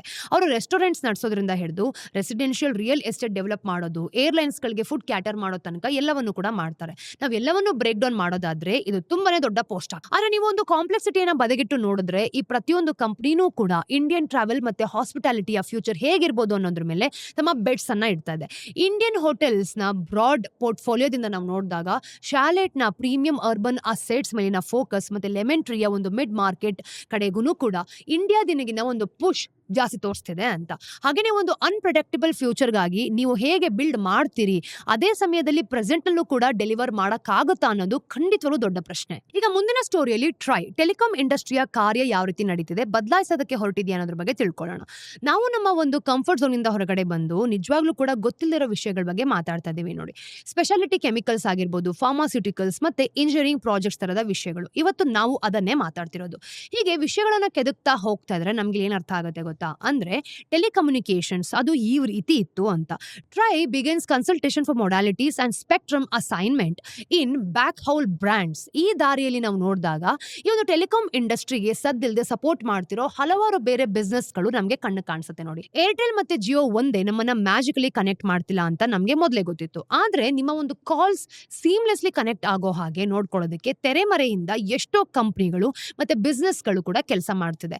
ಇದನ್ನೆಲ್ಲ ನಾವು ತಿಳಿದಾಗ ಗಮನಿಸಬೇಕಾಗಿರುವಂತಹ ಅಂಶಗಳು ಬೇಕಾದಷ್ಟಿದೆ ನೋಡಿ. ಬೇಸಿಕ್ಲಿ ಟೆಲಿಕಾಂ ಅಂತ ಅಂದ್ರೆ ಡೇಟಾನ ಒಂದು ಪಾಯಿಂಟ್ ನಿಂದ ಇನ್ನೊಂದು ಪಾಯಿಂಟ್ಗೆ ಸಾಗಿಸೋದಷ್ಟೇ. ಈ ಡೇಟಾ ಏನಾದ್ರೂ ಆಗಿರ್ಬೋದು, ಕಾಲ್ ನಲ್ಲಿ ನಿಮ್ಮ ವಾಯ್ಸ್ ಮೆಸೇಜಸ್ ಅಥವಾ ನೀವು ಆನ್ಲೈನ್ ನಲ್ಲಿ ನೋಡ್ತಿರೋ ವಿಡಿಯೋ ಕೂಡ. ಇದನ್ನ ಸಾಧ್ಯವಾಗಿಸೋದಕ್ಕೆ ಟೆಲಿಕಾಂ ಕಂಪನೀಸ್ಗಳು ಟನ್ಸ್ ಆಫ್ ಇನ್ಫ್ರಾಸ್ಟ್ರಕ್ಚರ್ ಮೇಲೆ ಡಿಪೆಂಡ್ ಆಗುತ್ತೆ. ಕೇಬಲ್ಸ್ ಅಂತ ಅಂದ್ಕೊಳ್ಳಿ ಮತ್ತೆ ವೈರ್ಲೆಸ್ ಎರಡೂ ಕೂಡ. ಇದನ್ನ ಒಂದು ಎಕ್ಸಾಂಪಲ್ ಮುಖಾಂತರ ಸಿಂಪ್ಲಿಫೈ ಮಾಡ್ಕೊಳ್ಳೋಣ. ನೀವು ನಿಮ್ಮ ಫ್ರೆಂಡ್ಸ್ಗೆ ಕಾಲ್ ಮಾಡಬೇಕು ಅಂತ ಅನ್ಕೊಳ್ಳಿ. ನೀವು ಅವರ ನಂಬರ್ ಅನ್ನ ಡಯಲ್ ಮಾಡ್ತೀರಾ. ಕಾಲ್ ಅಂತ ಒತ್ತಿದ ತಕ್ಷಣ ನಿಮ್ಮ ಫೋನ್ ತಕ್ಷಣವೇ ರೇಡಿಯೋ ವೇವ್ಸ್ ಬಳಸ್ಕೊಂಡು ಹತ್ರದ ಸೆಲ್ ಟವರ್ಗೆ ಒಂದು ಸಿಗ್ನಲ್ ಅನ್ನ ಕಳಿಸುತ್ತೆ. ಆ ಟವರ್ ಆ ಸಿಗ್ನಲ್ ಅನ್ನ ಪಿಕ್ ಮಾಡಿಕೊಂಡು ಅದನ್ನ ಟೆಲಿಕಾಂ ನೆಟ್ವರ್ಕ್ಗೆ ಪಾಸ್ ಮಾಡುತ್ತೆ. ಈ ನೆಟ್ವರ್ಕ್ ಆಮೇಲೆ ಬೇಗನೆ ನಿಮ್ಮ ಫ್ರೆಂಡ್ ನ ಫೋನ್ ಏನಿರುತ್ತೆ ಅಲ್ವಾ ಅದಕ್ಕೆ ಕನೆಕ್ಟ್ ಮಾಡುತ್ತೆ. ಅವ್ರ ಹತ್ರದ ಟವರ್ ನ ಟ್ರ್ಯಾಕ್ ಮಾಡೋ ಈ ಒಂದು ಡೇಟಾ ಬೇಸ್ ನ ಬಳಸ್ಕೊಂಡು ಮತ್ತೆ ನಿಮ್ಮಿಬ್ಬರ ಫೋನ್ಗಳನ್ನು ಕನೆಕ್ಟ್ ಮಾಡಿ ನೀವು ಮಾತಾಡೋ ಹಾಗೆ ಮಾಡೋದು. ಇದೆಲ್ಲನೂ ಕೂಡ ಸೆಕೆಂಡ್ಸ್ ಅಲ್ಲಿ ನಡೆಯುತ್ತೆ. ಕನೆಕ್ಟ್ ಆದ್ಮೇಲೆ ನಿಮ್ ವಾಯ್ಸು ಮೊದಲು ಏನಾಗುತ್ತೆ ಗೊತ್ತಾ, ಡಿಜಿಟಲ್ ಡೇಟಾ ಆಗಿ ಬದಲಾಗುತ್ತೆ. ಅದು ಒಂದು ರೇಡಿಯೋ ವೇವ್ಸ್ ಮೂಲಕ ವೈರ್ಲೆಸ್ಲಿ ನಿಮ್ ಹತ್ರ ಒಂದು ಸೆಲ್ ಟವರ್ಗೆ ಹೋಗುತ್ತೆ. ಅಲ್ಲಿಂದ ಒಂದು ಫೈಬರ್ ಆಪ್ಟಿಕ್ ಕೇಬಲ್ಸ್ ಗಳ ಮೂಲಕ ಸಾಗೋದು. ಈ ಕೊನೆಗೂ ಕೂಡ ನಾವು ನೋಡಿದಾಗ ನಿಮ್ಮ ಫ್ರೆಂಡ್ಸ್ ಹತ್ರ ಇರೋ ಈ ಸೆಲ್ ಟವರ್ ಅಲ್ಲಿ ತಲುಪಿ ಅದು ನಿಮ್ಗೆ ಬಂದು ನೀವು ಮಾತಾಡೋ ಹಾಗೆ ಪ್ರತಿಯೊಂದನ್ನು ಕೂಡ ಸೆಕೆಂಡ್ಸ್ ಅಲ್ಲಿ ನಡೆದೋಗುತ್ತೆ. ಈಗ ನಿಮ್ಮ ಫ್ರೆಂಡ್ ನ ಫೋನ್ ಈ ವೇವ್ಸ್ ಗಳನ್ನ ರಿಸೀವ್ ಮಾಡ್ಕೊಂಡು ಮತ್ತೆ ಅದೊಂದು ಸೌಂಡ್ ಆಗಿ ಕನ್ವರ್ಟ್ ಆಗುತ್ತೆ. ಹಾಗೇನೆ ವಾಯ್ಸ್ ಅಲ್ಲಿ ಹಲೋ ಅಂತ ಬರೋದು.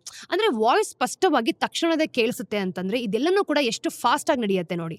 ನೀವು ಇಂಟರ್ನೆಟ್ ಬಳಸಬೇಕಾದ್ರೂ ಕೂಡ ಹೆಚ್ಚು ಕಡಿಮೆ ಇದೇ ತರ ಆಗುತ್ತೆ. ನೀವೊಂದು ವೆಬ್ಸೈಟ್ ಅನ್ನ ಓಪನ್ ಮಾಡ್ತೀರಾ ಅಥವಾ ವಿಡಿಯೋ ಸ್ಟ್ರೀಮ್ ಮಾಡಿದಾಗ ನಿಮ್ ಫೋನು ಒಂದು ಡೇಟಾ ರಿಕ್ವೆಸ್ಟ್ ಅನ್ನ ಕಳಿಸುತ್ತೆ. ಇಲ್ಲಿವರೆಗೂ ಕೂಡ ರೇಡಿಯೋ ವೇವ್ಸ್ ಮೂಲಕ. ಹಾಗೇನೆ ನೀವು ಹತ್ರದ ಸೆಲ್ ಟವರ್ಗೆ ಹೋದಾಗ ಇದನ್ನ ಕನೆಕ್ಟ್ ಆಗುತ್ತೆ ಕೂಡ. ಅಲ್ಲಿಂದ ಡೇಟಾ ನಿಮ್ಮ ಒಂದು ಟೆಲಿಕಾಂ ಪ್ರೊವೈಡರ್ಸ್ ನ ನೆಟ್ವರ್ಕ್ ಮೂಲಕ ಬ್ರಾಡರ್ಗೆ ಇಂಟರ್ನೆಟ್ಗೆ ಹೋಗುತ್ತೆ. ಹೆಚ್ಚಾಗಿ ಫೈಬರ್ ಆಪ್ಟಿಕ್ ಕೇಬಲ್ಸ್ ಮೂಲಕ ಸಾಗೋದು. ಅಲ್ಲಿ ಆ ರಿಕ್ವೆಸ್ಟ್ ಒಂದು ಡೇಟಾ ಸೆಂಟರ್ಗೆ ಅಥವಾ ಒಂದು ವೆಬ್ಸೈಟ್ ನ ಸರ್ವರ್ಗೆ ತಲುಪುತ್ತೆ. ಆ ಸರ್ವರ್ ನೀವು ರಿಕ್ವೆಸ್ಟ್ ಮಾಡಿದ ಡೇಟಾ ಡೇಟಾ ಅಂದ್ರೆ ವೆಬ್ಸೈಟ್ ಅಥವಾ ವಿಡಿಯೋ ಮುಖಾಂತರ ಇದು ನಡೆಸೋದು.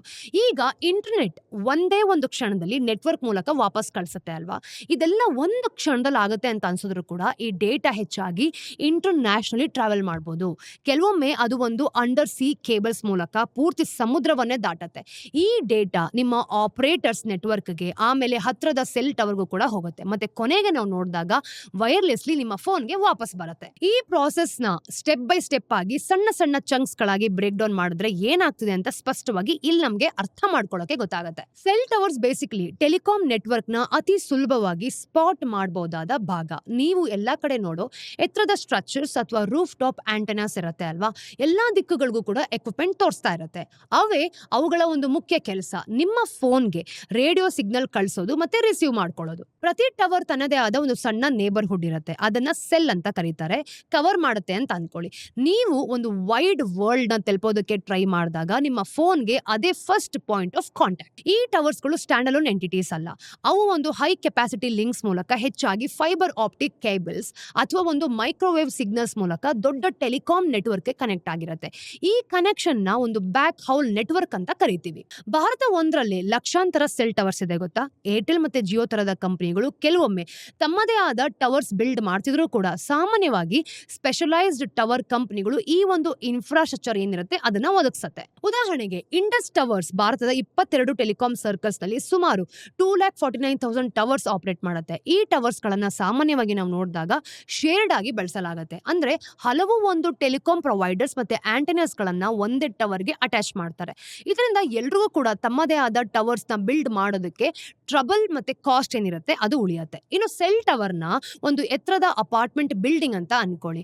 ಟವರ್ ಕಂಪನಿ ಆ ಪ್ರಾಪರ್ಟಿಯನ್ನ ಮ್ಯಾನೇಜ್ ಮಾಡೋ ಲ್ಯಾಂಡ್ ಲಾರ್ಡ್ ಇದ್ದ ಹಾಗೆ. ಇನ್ನು ಟೆಲಿಕಾಂ ಆಪರೇಟರ್ಸ್ಗೆ ಅಪಾರ್ಟ್ಮೆಂಟ್ ಬಾಡಿಗೆ ಕೊಡ್ತಾರೆ. ಅವ್ರು ಅದನ್ನ ಏನ್ ಮಾಡ್ತಾರೆ, ಇದನ್ನ ಬಳಸ್ಕೊಂಡು ನಿಮ್ಮ ಫೋನ್ಗೆ ವೈರ್ಲೆಸ್ ಕವರೇಜ್ ಅನ್ನ ಕೊಡ್ತಾರೆ. ಟವರ್ ನ ನಾವು ನೋಡಿದಾಗ ಎಸೆನ್ಷಿಯಲ್ ಆಗಿದ್ರು ಕೂಡ ನಿಮ್ಮ ಫೋನ್ ಅವುಗಳ ಜೊತೆ ಕಮ್ಯುನಿಕೇಟ್ ಮಾಡೋದಕ್ಕೆ ದಾರಿನೇ ಇಲ್ದಿದ್ರೆ ಅವು ತಾವಾಗೆ ಹೆಚ್ಚು ಯೂಸ್ಫುಲ್ ಆಗೋದಿಲ್ಲ. ಅಲ್ಲೇ ಸ್ಪೆಕ್ಟ್ರಮ್ ಪ್ಲೇಗೆ ಬರೋದು. ಸ್ಪೆಕ್ಟ್ರಮ್ ನ ಆಕಾಶದಲ್ಲಿರೋ ಕಾಣದ ರೋಡ್ ಲೇನ್ಸ್ ಅಂತ ಅನ್ಕೊಳ್ಳಿ. ಇಲ್ಲಿ ನಾವು ಮೂಲತಃ ನೋಡಿದಾಗ ರೇಡಿಯೋ ಫ್ರೀಕ್ವೆನ್ಸೀಸ್ ಇವು ಎಲ್ಲಾ ತರದ ಒಂದು ವೈರ್ಲೆಸ್ ಸಿಗ್ನಲ್ ಗಳನ್ನ ಹೊತ್ತೋಗುತ್ತೆ ಕೂಡ. ನೀವು ಕೆಲವೊಮ್ಮೆ ಏನ್ ಮಾಡ್ತೀರಾ, ಇನ್ನು ಕೇಳದಿರೋ ಅಂತ ಒಂದು FM ರೇಡಿಯೋ ಸ್ಟೇಷನ್ ಇಂದ ಹಿಡಿದು ಮೊಬೈಲ್ ಫೋನ್ ಕಾಲ್ಸ್ ಮತ್ತೆ ವೈಫೈ ಸಿಗ್ನಲ್ಸ್ ತನಕ ಪ್ರತಿಯೊಂದು ಇದನ್ನೇ ನೋಡ್ಕೊಳ್ಳೋದು. ಈಗ ಎಲ್ಲಾ ವೇವ್ಸ್ ಒಂದೇ ತರ ಇರೋದಿಲ್ಲ. ಬೇರೆ ಬೇರೆ ವೇವ್ಸ್ ಗಳಿಗೆ ಬೇರೆ ಬೇರೆ ಫ್ರೀಕ್ವೆನ್ಸೀಸ್ ಇರುತ್ತೆ. ಅಂದ್ರೆ ಅವು ಎರಡು ಪಾಯಿಂಟ್ಸ್ ಗಳ ಮಧ್ಯೆ ಟ್ರಾವೆಲ್ ಮಾಡಬೇಕಾದ್ರೆ ಬೇರೆ ಬೇರೆ ರೇಟ್ಸ್ ಅಲ್ಲಿ ಹೆಚ್ಚು ಕಡಿಮೆ ಆಗಿರುತ್ತೆ. ಟೆಲಿಕಾಂ ಅಲ್ಲಿ ನಾವು ಸ್ಪೆಕ್ಟ್ರಮ್ ಬಗ್ಗೆ ಮಾತಾಡಿದಾಗ ಸಾಮಾನ್ಯವಾಗಿ ಸ್ಪೆಸಿಫಿಕ್ ಫ್ರೀಕ್ವೆನ್ಸಿ ಬ್ರ್ಯಾಂಡ್ಸ್ ಬಗ್ಗೆ ಹೇಳ್ತೀವಿ. ಇವನ್ನ ಮೆಗಾ ಹರ್ಟ್ಸ್ ಅಥವಾ ಗಿಗಾ ಹರ್ಟ್ಸ್ ಅಂತ ಅಳೆಯಲಾಗುತ್ತೆ. ಈಗ ನಿಮ್ಮ ಫೋನ್ ನ 4G ಸಿಗ್ನಲ್ ನ ತಗೊಳ್ಳಿ. ಫಾರ್ ಎಕ್ಸಾಂಪಲ್ ಬಹುಶಃ 1800 ಮೆಗಾ ಹರ್ಟ್ಸ್ ಬ್ಯಾಂಡ್ಸ್ ಅನ್ನ ಬಳಸುತ್ತೆ. ಈಗ ಮನೆಯ ವೈಫೈ ತಗೊಳ್ಳೋಣ, ಇದು 2.4 ಗಿಗಾ ಹರ್ಟ್ಸ್ ಇಂದ 5 ಗಿಗಾ ಹರ್ಟ್ಸ್ ವರೆಗೂ ಬ್ಯಾಂಡ್ಸ್ ಅನ್ನ ಬಳಸುತ್ತೆ.